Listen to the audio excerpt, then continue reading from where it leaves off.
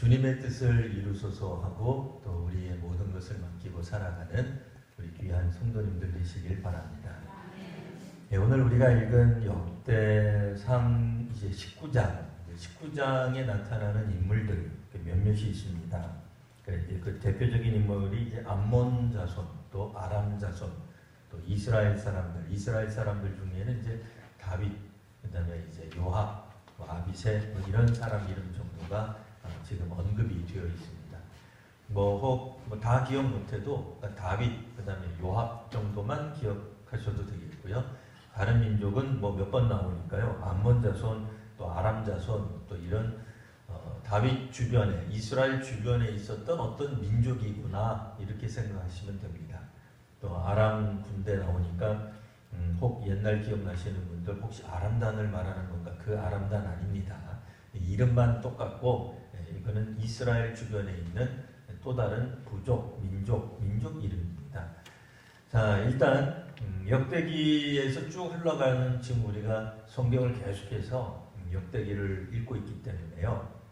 앞부분에 대한 간략한 요약을 하면 다윗이 하나님의 언약궤를 다윗성 예루살렘으로 이렇게 운반하는데 아주 열정을 보였습니다. 아주 관심이 많았어요. 근데 문제는 하나님의 언약궤를 다윗성으로 모셔드리는데 어려움이 없었느냐? 아니, 그렇지 않아요. 굉장한 큰 어려움이 있었어요. 왜냐하면 도중에 무사라고 하는 사람이 그만 하나님의 언약궤를 운반하다가 이 언약궤가 움찔해가지고 넘어지려고 하는 것을 손으로 잡았다가 그만 죽고 말았어요. 그러니까 우리가 생각할 때 오만 가지 이제 위기가 생각이 나오는 거죠. 위기가 이제 발생하는 겁니다. 우사의 집안은 우사의 집안대로 자신의 아들이 혹은 그의 때로는 형이 될 수도 있겠죠. 동생이 될 수도 있겠죠. 가족이 죽었다고 하는 이 이야기 속에서 얼마나 큰 슬픔에 잠기겠습니까? 또 다윗왕은 다윗왕대로 또 온 국민은 온 국민대로 오만 가지 생각이 들 겁니다. 혹시 하나님이 하나님의 언약궤를 다윗성으로 옮기는 걸 기뻐하지 않는 건가? 왜 다윗은 무리하게 하나님의 언약궤를 옮기려고 했을까? 별의별 이야기를 다 할 수 있는 거죠. 혹은 다윗 왕이 하나님 보시기에 악한 일을 저질렀기 때문에 하나님이 그에게 본보기로 우사를 죽게 한 것이다. 우사 개인의 책임으로 돌리기에는 참 어려운 것들이 많아요. 우사 자신의 문제를 언급한 게 하나도 없어요. 우리가 성경 읽을 때 그러면 이 역사를 멈춰야 되느냐? 그렇지 않죠. 다윗도 기뻐했고 온 백성들이 기뻐했던 이 사역, 이 역사를 결국 다윗이 이루어냅니다. 정말 어려운 위기를 겪고 하나님의 언약궤를 어디서든지 내려다보냐면 자기는 백향목궁에 딱 있는 거예요. 다윗성은 어찌되었던 이런저런 어려운 상황 가운데서도 다윗 왕궁은 건설이 되어서 자기는 백향목궁에 있는데 하나님의 언약궤는 자신이 마련한 휘장 밑에 그냥 이렇게 잘 이렇게 모셔져 있기는 해요. 근데 문제는 자기가 곧 다윗 왕이 볼 때는 자기는 백향목궁에 있는데 하나님의 언약궤, 물론 하나님의 언약궤가 하나님은 아니에요. 다만 하나님을 상징할 뿐이지 하나님은 아니지만 마치 하나님은 그냥 휘장 안에 있는 것처럼 보이는 거예요. 물론 이제 그 휘장 때문에 비도 피하고 혹은 햇빛도 피하고 저녁에 약간 추위도 피할 수 있는 그런 장소쯤은 될 거예요. 그러나 자기가 있는 건 어디예요? 백향목궁이에요. 하나님의 언약궤 혹 그가 생각하기에는 하나님이 꼭 저런 데 이렇게 있어야 되나 마음이 아픈 거예요. 왜냐하면 다윗은 우리식으로 말하자면은 인격이 된 사람이죠. 성품이 됐어요. 그래서 하나님이 우리에게 자기에게 베푸신 은혜에 대해서 안다 그 얘기예요. 그러니까 하나님께 뭔가 좀 보답을 해야 될 텐데 그 보답할 게 뭔가 생각해 보니 하나님의 언약궤를 잘 모실 수 있는 성전을 지어야 되겠다라고 하는 생각을 하게 되는 겁니다. 물론 우리가 성경을 통해 알듯이 다윗이 성전 건축하는 것은 하나님의 뜻이 아니었습니다. 놀랍게도 다윗은 자신의 뜻이 관철되지 못한 것에 상처받지 않아요. 하나님의 뜻에 순종하며 하나님의 뜻에 순종하게 되자 그 다음에 일어나는 일들, 주변국들과의 수많은 전쟁 속에서 다윗이 승승장구 승전보를 울리게 돼요. 근데 다윗이 그때도 기억하는 거예요. 적들과 싸워서 이겨서 이제 얻어냈었던 전리품들을 몽땅 다 하나님께 드릴 줄 아는 사람이 된 거예요. 우리 같으면 내가 전쟁에서 나가서 이겼으니 이건 내 거다 이렇게 할 수 있잖아요. 근데 다윗은 그렇지 않았어요. 하나님이 다윗의 왕조를 세우시겠다고 말씀하셨거든요. 하나님이 함께 계셔서 다윗 왕가가 든든히 선다는, 뭐 궁극적으로는 이스라엘이죠. 든든히 선다는 걸 알았어요. 그래서 전쟁에서 얻게 된 전리품들을 대부분 다 하나님의 성전을 짓는데 미리 비축하거나 아들 솔로몬에게 맡기거나 해서 결국엔 성전 건축의 기초를 마련하게 됩니다. 또 한편으로는 아예 그냥 평화협정 맺었던 그런 나라들이 막 나옵니다. 우리 성경을 읽으면 가만히 보니까 다윗 군대가 굉장히 세요. 괜히 이 나라하고 싸웠다가는 자기네들이 그냥 낭패를 볼 것 같으니까 그냥 죽은 관계를 맺는 거예요. 형님하고 관계를 맺는 거예요. 오늘 우리식으로 말하면 평화협정을 맺어서 조공을 바치게 됩니다. 근데 이 조공도 그것까지도 다 하나님께 바치는 거예요. 하나님 당연히 이와 같은 다윗을 기뻐하지 않을 수 없죠. 기뻐하시죠? 그 와중에 이제 오늘 본문이 나오는 겁니다. 이제 19장에 보시면 또 다른 전쟁이 일어나는 거예요. 이 또 다른 전쟁에 나오는 이제 그 민족 이름이 암몬이에요. 먼저는 이제 암몬 자손의 1절에 보시면 암몬 자손의 왕 나하스가 죽고는 그의 아들이 이제 왕이 됩니다. 그의 아들이 왕이 되었을 때에 이제 다윗이 생각할 때에 그래도 그 아버지가 있을 때, 살아있을 때 다윗을 많이 도와준 게 기억이 나는 거예요. 우리 사람들이 그래도 면이 있잖아요. 인간의 어떤 그런 성품이 바로 된 사람들은 우리를 좀 도와준 사람, 우리가 어려울 때 도와준 사람을 꼭 도우려고 하는 마음이 있어요. 여러분 혹시 결혼식 때 누가 부주했는지 아세요? 혹시 우리 부모님 장례식 때 누가 오셔가지고 조문하고 혹시 이렇게 좀 같이 도와줬는지 아세요? 기억 안 나도 우리 아는 방법이 있죠? 뭐죠? 방명록을 적어요. 그러니까 결혼식이 끝나든 혹은 장례식이 끝나든 아니면 애 돌이 끝나든 100일 잔치가 끝나든 뭐가 끝나든 와주신 분들의 방명록을 적는 이유가 뭐예요? 나도 신세를 받았으니 누가 나를 도와줬으니 나도 언젠가는 그분이 어려울 때 혹은 힘이 필요할 때 가서 돕겠다. 그런 생각을 하는 거예요. 만일 우리가 일반 공동체 어떤 그런 공동체 안에 있는데 누군가가 계속 밥을 사요. 한 10번쯤 사요. 한 100번쯤 사요. 근데 나도 돈 한 푼도 안 낸다. 그럴 수 있어요. 언제? 주종관계일 때. 그러면 그분은 주인이시고 나는 종이에요. 그러면 항상 주인이 되는 거예요. 그거는 주종관계일 때는 그렇게 하지만 어지간한 관계는 그분이 2번 내든지 아니면 아무리 우리가 가난해도 그분이 5번 사면 한 번은 낸다고 생각을 해요. 그게 정상이에요. 그 인간으로서 그게 도리예요. 근데 우리가 전에 뭐 했어? 그래서 품앗이를 한 거예요. 계를 하는 거예요. 또 개 그랬더니 또 5만 가지 수많은 여러 가지 그런 개 말고 품앗이 성격이 있는 개를 하는 거예요.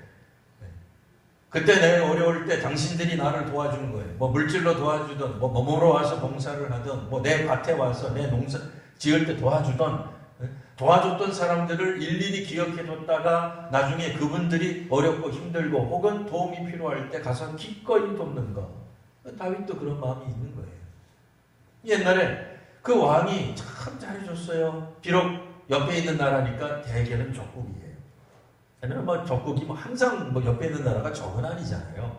어떨 땐 좋은 관계도 있을 수 있는데 다윗하고 이 암몬 자손의 왕 나하스하고 그런 관계였다 그 얘기예요. 다윗이 진작에 사실은 나하스 왕을 만나서 내가 어찌어찌 하다가 보니까 이스라엘의 왕이 되었습니다. 뭐 형님 때문에 내가 이렇게 또 지금 오늘까지 내가 있습니다. 이러면 좋은데 다윗이 왕 되는 게 그냥 된 게 아니잖아요.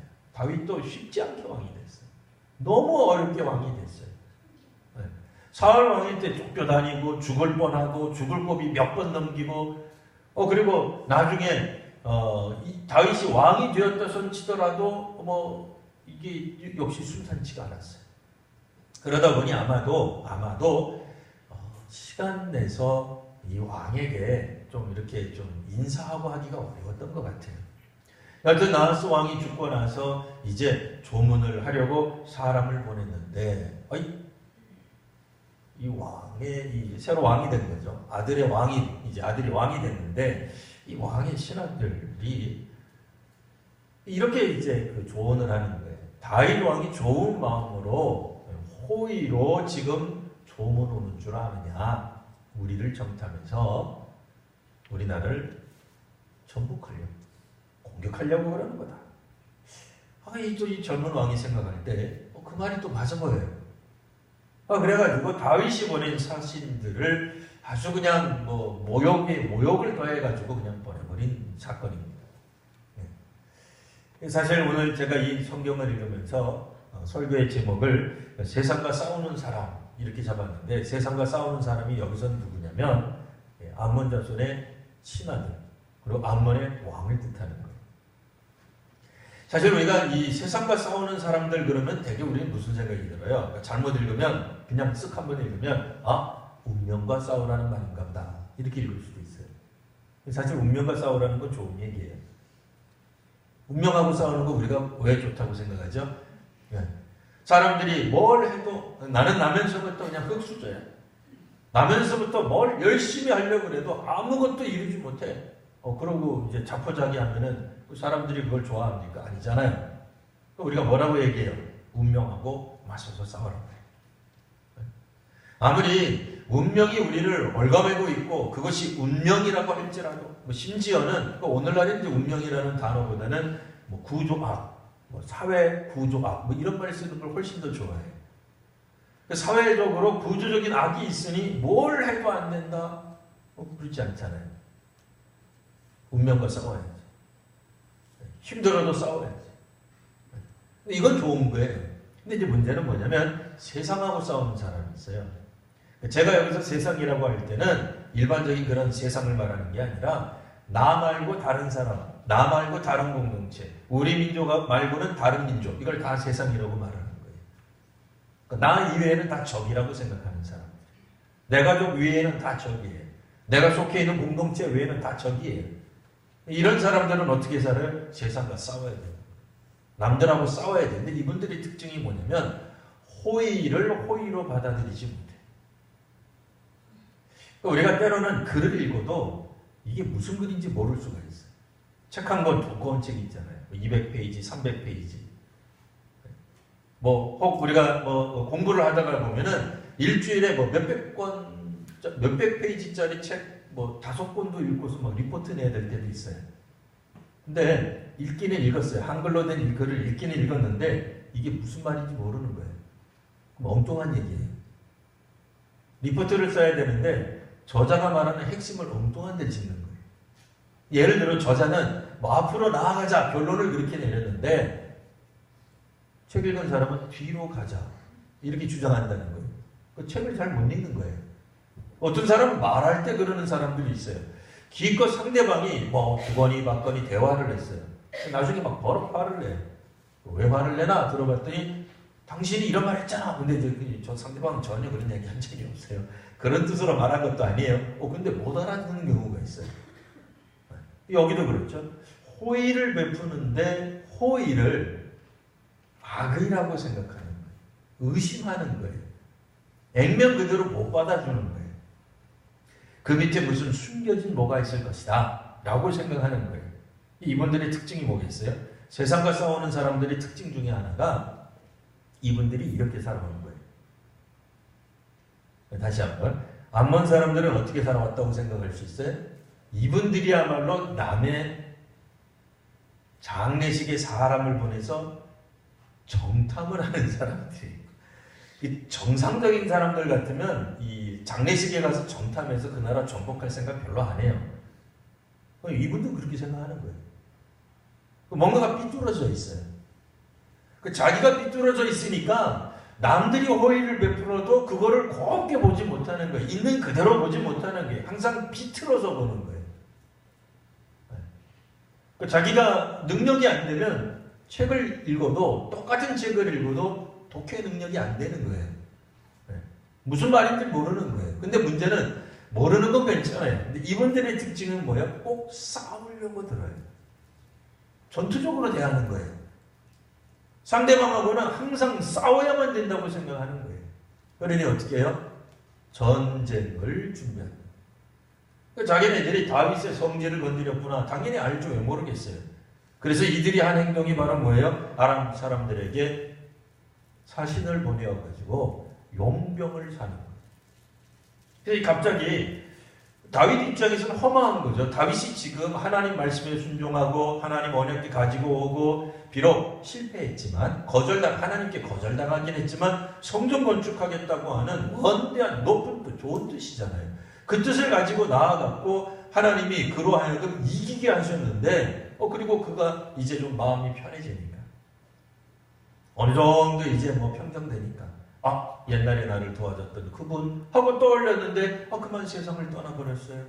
어떡하겠어요? 사신이라도 보내서 조문할 수밖에 없잖아요. 얼마나 마음이 안타깝겠어요. 그가 다윗이 생각할 때는 저 암몬 사람들이 얼마나 힘들까. 왕이 붕어하셨으니 서거하셨으니 그 백성들이 그 아들이 얼마나 힘들까. 내가 비록 다른 거는 못 도와줘도 조문객은 보내야지, 사신을 보내야지 해가지고 보냈는데 전쟁하게 생긴 거예요. 얼마나 기가 막혀요. 다윗 입장에서는 이거 황당한 거죠. 아니 자기는 선한 뜻으로 했는데 이게 전쟁으로 돌아와 버렸네. 그러니까 만일 세상을 싸우자고 드는 다윗의 신하들이 있었으면 어떻게 될까요? 왕을 이참에 끌어내립시다. 당신이 하는 외교가 이 모양이요. 그럴 거 아니겠어요? 당신 하는 일마다 문제가 생깁니다. 쓸데없이 왜 남의 나라에게 조문을 보내가지고 전쟁 일으킵니까? 당신 혹시 전쟁에서 몇 번 이기더니 전쟁광이 된 겁니까? 이러면 이게 싸우자고 댕기는. 다행히 다윗의 신하 가운데 그런 사람이 없었어요. 이게 없었다고 오늘 성경이 얘기해 주는 거예요. 이번 전투에는 요압이 나갑니다. 요압과 그의 군사들이 나갑니다. 나가서 보니까 사실은 암몬하고만 싸워야 되는데 저쪽 편이 군사력이 일종의 2배가 돼버린 거예요. 왜요? 아람 사람들까지 같이 온 거예요. 그 성문 앞에는 암몬 자손이 있지만 들에는 아람 자손이 덕하니 버티고 있는 거예요. 요압 장군이 병력을 이끌고 나왔는데 이 병력 가지고는 사실 택도 없어요. 왜? 자신들이 생각하는 병력보다도 2배가 되는 병력이 짐치고 있는 거예요. 방법이 없죠. 조건이 둘인데 할 수 있는 게 뭐겠어요? 할 수 있는 대안은 하나밖에 없어요. 물론 원군을 부를 수도 있겠습니다. 갔다 오는 사이에 벌써 다쳐요. 당장 해야 될 일이 뭐예요? 원군을 부르는 것도 있겠으나 당장 해야 될 일은 자신의 군대를 둘로 나누는 거예요. 왜요? 저쪽이 두 그룹이니까. 근데 전력을 다해서 지금 싸워도 지게 생겼는데 병력을 둘로 나누니 얼마나 자기도 허망하겠어요. 요압 장군도 이 전쟁은 졌다. 끝났다. 이길 수가 없잖아요. 우리 군사가 예를 들어 10만 명이면 10만 명 대 10만 명 싸워도 이길까 말까인데 저쪽은 20만 명이에요. 그 20만 명을 대적하기 위해서 우리가 끌고 온 10만 명을 5만 명 나누는 거예요. 그럼 어떻게 되는 거예요? 10만 명 대 5만 명이 싸워야 돼요. 양쪽이 다. 이게 이기는 상황이에요? 지는 상황이에요? 지는 상황이에요. 도저히 이길 수가 없어요. 그러니까 양국의, 이거 제가 드리는 말씀은 양국의 군사력이 동등하다라고 했을 때의 얘기예요. 근데 기본적으로 성경이 전개되는 방식이 이스라엘이 군사력이 출중하지 못했어요. 그 기억나시죠? 우리 성경 다 읽을 때, 구약 읽을 때 군사력으로, 군사적 숫자로 이긴 적이 있나요? 이스라엘이? 없어요. 거의 없어요. 이스라엘 숫자가 많아서 이긴 적이 없어요. 대개 숫자가 이스라엘이 10배예요. 요압이라고 하는 이 장군이 지금 그래서 뭐라고 이야기하면 이 말이 정말 중요한 거예요. 우리가 밑줄 쳐야 되는 부분입니다. 자, 12절 보시면 이르되 요압 장군이 말을 하는 거예요. 만일 아람 사람이 나보다 강하면 내가 나를 돕고 만일 암몬 자손이 너보다 강하면 내가 너를 도우리라. 5만 명 가지고 각각 5만 명 가지고 각각 10만 명을 이긴다는 건 뭐예요? 말도 안 되는 얘기죠. 근데도 뭐라고 얘기해요? 사실은 요압 장군 편에 있던 아비새 장군, 그러니까 자기 그 동생 아비새에게 그 군대를 맡겼는데, 절반을 맡겼는데, 그들이 되었던 전쟁이, 그러니까 전투가 벌어지게 되면 양쪽 다 사실은 죽는 거예요. 지는 거예요. 근데 말을 하기를 뭐라 그래요? 어느 한쪽이든 열세가 보이면, 어느 한쪽이든 위태로워 보이면, 지는 것 같으면 나머지 사람들이 가서 돕는 거다 라고 얘기를 하는 거예요. 나머지 사람들이 가서 돕는다고 이해했어요? 사실 쉽지 않죠. 요압 장군의 이 말이 뭡니까? 문자 그대로 일종의 것도 품앗이 정신이죠. 함께 돕는 거예요. 어려울 때일수록 더더욱 돕겠다고 말을 하고 있는 거예요. 우리가 생각하면 우리는 살고 너희는 죽어라. 너희는 살고 우리가 죽겠다. 그러더니 둘 중에 하나가 돼야 될 것 같은데 그렇게 하지 않아요. 우리도 어렵지만 더 어려운 너희들을, 더 어려운 쪽을 우리가 가서 돕자 얘기를 하는 거예요. 자, 그리고 나서 13절 말씀 보시면 자, 너는 힘을 내라. 우리 13절 말씀만 같이 한번 읽어보겠습니다. 시작. 너는 힘을 내라. 우리가 우리 백성과 우리 하나님의 성읍들을 위하여 힘을 내자. 여호와께서 선히 여기시는 대로 행하시기를 원하노라. 아멘. 사실 요압 장군에 대해서는 우리 성경 많이 읽으신 분들은 나중에 다윗을 배신하는 배신의 아이콘으로 알고 있습니다. 요압 장군이 이 마지막 이 다윗이 정말 힘들 때 이 솔로몬을 왕으로 세우려고 할 때 이 배신하는 선봉에 그만 요압 장군이 서게 됩니다. 근데 그거는 나중 얘기예요. 역사의 나중 얘기예요. 지금은 그렇지 않아요. 그렇게 따지기 시작하면 베드로는 처음에는 잘 따라갔죠, 예수님. 그러나 마지막 순간에 예수님 죄건 모른다고 부인도 하잖아요. 세상 놀라울 일도 아니에요. 다윗이라고 해서 언제까지나 하나님과 동행했던 인물은 아니에요. 24시간 365일 철저하게 하나님 따라가지는 않았어요. 그도 실수한 적이 많아요. 요압도 그런 측면에서 나중에 일은 그냥 일단 접어두고요. 지금 있는 본문만 가지고 한번 보자고 얘기해요. 그가 이렇게 얘기를 합니다. 자, 힘을 냅시다. 여러분도 힘을 내고 우리도 힘을 냅시다. 다 같이 힘을 냅시다. 힘을 내는 이유는 뭐예요? 우리가 우리 백성과 하나님의 성읍들을 위하여 힘을 냅시다. 이 정신이 있는 거예요. 하나님의 성읍. 전체를 말할 수도 있지만 예루살렘이 되기도 하는 거예요. 하나님의 언약궤가 있는, 하나님을 모시고 있는, 하나님이 우리에게 주신 그 성읍을 우리가 지켜야 되겠습니다. 우리가 누굽니까? 하나님의 백성들 아닙니까? 그런데 우리 앞에 지금 놓여져 있는 상황은 지는 거예요. 다 죽는 거예요. 이길 수가 없어요. 군사력으로 보면 이길 수가 없습니다. 그때 그가 이렇게 얘기합니다. 하나님이 선히 여기시는 대로 행하시기를 원하노라. 이 뭐야? 이 전쟁을 하나님께 맡깁시다. 하나님이 우리를 이기게 해주시면 선히 여기시는 대로, 만일 우리가 뭔가 잘못이 있고 문제가 있으면 우리를 이곳에서 다 죽이실 겁니다. 우리 질 겁니다. 근데 우리가 지면 우리 백성들, 우리 성읍들 다 무너지고 말 겁니다. 아마도 전년전이었다고 보시면 될 것 같아요. 그러니까 국지전이 아니라 그러니까 뭐 잠깐 그냥 어디 도시 저쪽에서 어디 무슨 빌딩숲 여기저기에서 그냥 그냥 몇 사람들이 그냥 좀 쏘고 말고 그런 게 아니고 이거 문자 그대로 전면전이에요. 여기서 지면 다 지는 거예요. 근데 요압 장군의 말이 우리로 하여금 왠지 다윗과 비슷한 얘기를 한다 그런 생각 안 드세요? 다윗도 전쟁하기 전에 하나님께 맡겼어요. 하나님께 물어봤어요. 물론 다윗과 같이 똑같이 물은 건 아니지만 요압 장군도 놀랍게 하나님이 선하게 여기시는 대로 행하실 것입니다. 이 말 뜻은 뭡니까? 하나님이 알아서 하실 테니 우리는 가만히 있읍시다. 알아서 하시겠죠, 하나님. 아직까지. 그런 얘기가 아니에요. 자기네들은 지금 죽을 힘을 다해서 나가서 싸우는 거예요. 심지어는 나가서 싸우는 중에도 그는 뭐라고 이야기를 하면 우리 중에 누구라도 힘이 붙이거든 다른 팀이 와서 도웁시다. 근데 사실은 전투가 벌어지면 도울 힘이 있겠어요? 그런데도 그렇게 얘기하는 거예요. 사실 우리가 가난했을 때 콩 한 쪽을 나누는 거예요. 나도 어려워요. 당신도 어려워요. 전 국토가 어려워요. 그래도 우리가 열심을 내는 거예요.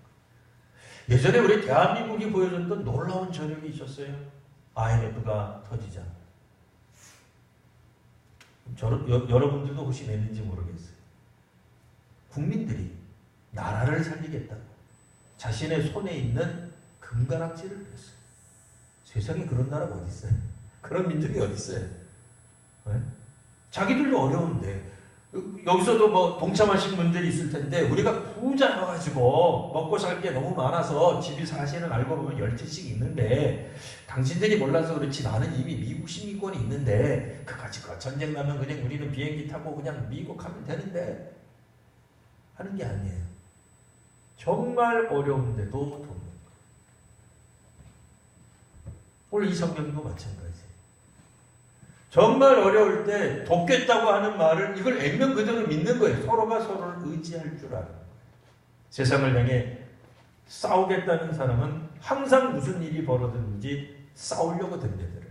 아무리 어떤 사람이 호의로 얘기해도 저거는 싸우자는 얘기지 하고 이렇게 받아들여요. 다른 사람하고 협력이 안 돼요. 연합이 안 돼요. 근데 오늘 성경에서 보여주는 요압과 아비새 장군의 이야기는 어떻습니까? 그 반대입니다. 자신들도 사실은 위기 가운데 있는 거예요. 온 군대가 둘로 나뉘어졌으니 힘을 제대로 쓸 수 없는데도 다른 군사들을 위하여 돕겠다라는 정신을 가지고 있는 거예요. 그리고 하나님께 모든 것을 맡깁니다. 무엇이 먼저라고 말하기는 어렵겠으나 이 모든 것들이 다 함께 가는 겁니다.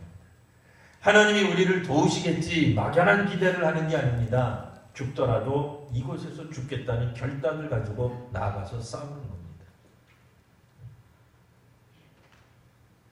그러니 세상과 그냥 싸우는 사람들은 어떻게 해요? 돈 주고 용병을 쓰는 거예요.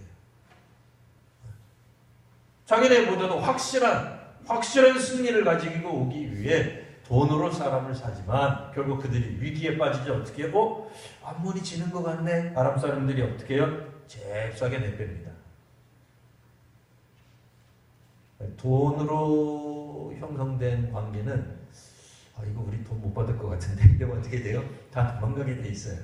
그 나라가 멀쩡히 있어야 돈을 받을 거 아니에요. 수고비를 받을 거 아닙니까? 근데 수고비 못 받게 생겼으니까 어떻게 해요? 내가 도망가요. 그래도 이분들이 생각하기에 여전히 기분이 나빴던 것 같아요. 그래서 도망갔던 아람 사람들이 이번에는 자기네들끼리 전면전을 벌이려고 나옵니다. 우리 같으면 좀 거기 멈추면 될 텐데 돈으로 용병되었던 이번에는 아람 군대들이 아람 군사들이 쫓겨나 놓고는 성질이 나가지고 또 전면전을 벌이겠다고 이스라엘하고 전투를 벌이는 이야기. 뭐예요? 이 사람들은 그냥 세상을 그냥 싸우자고 덤비는 사람들이에요. 싸움만 능한 거예요. 뭘 해도 그냥 싸우자는 것밖에 생각을 못하는 거예요. 그러나 이스라엘 군대는 여전히 군사적 열세 가운데서 하나님께 의지하며 나아갑니다. 하나님께 의지하며 나아갈 때 하나님이 다윗도 도우시고 다윗의 부하인 요압 장군도 도우시고 모든 사람들을 돕는 것.